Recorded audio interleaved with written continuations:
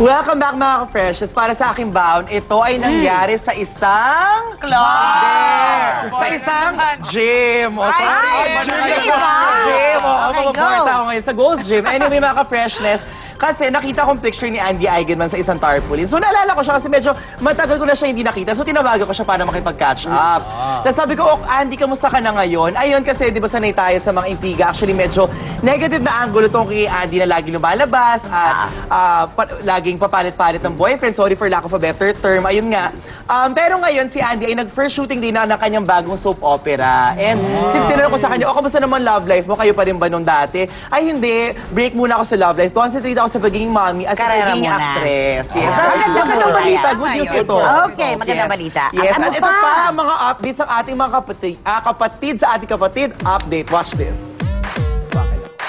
Daniel Matsunaga, Phil Young husband at Paolo Bejones. Nilinaw lahat ng issue tungkol sa kanila.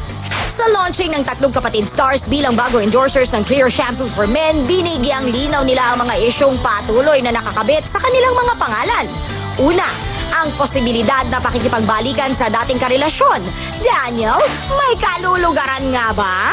No love life for the moment. I'm very single, available. I live up to God, everything I do in my life, and let's see who will be the next one in the future. Sumunod naman ang pagle-level up di umano ng relasyong Phil Young husband at Angel Locsin. Ano nga ba ang katotohanan? Marriage is plans will obviously, as I said, we Angel has work and I have work, so but I've always said I want to be with Angel and forever, and I want to spend my future with Angel. So it's for me it's a matter of time. It's a matter of when, not if. So.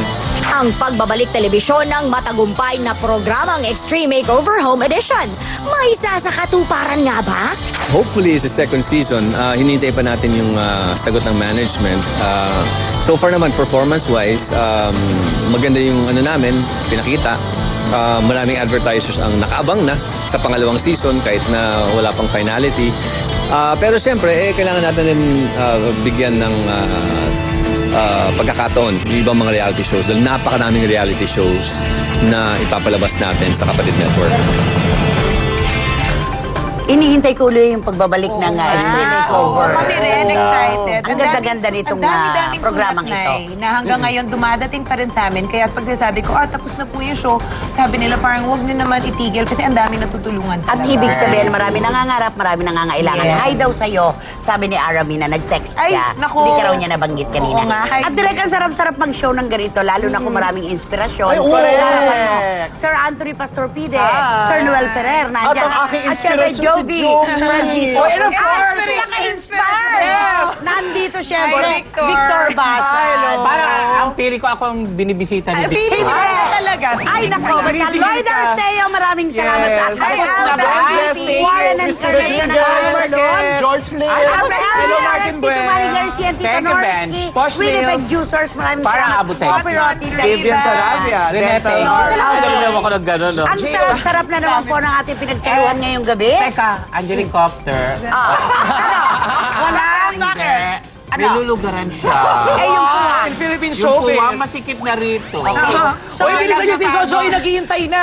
maraming salamat po ulit sa inyo lahat. Hanggang bukas dahil... Yes, wag magpapahuli sa mga chika at intriga.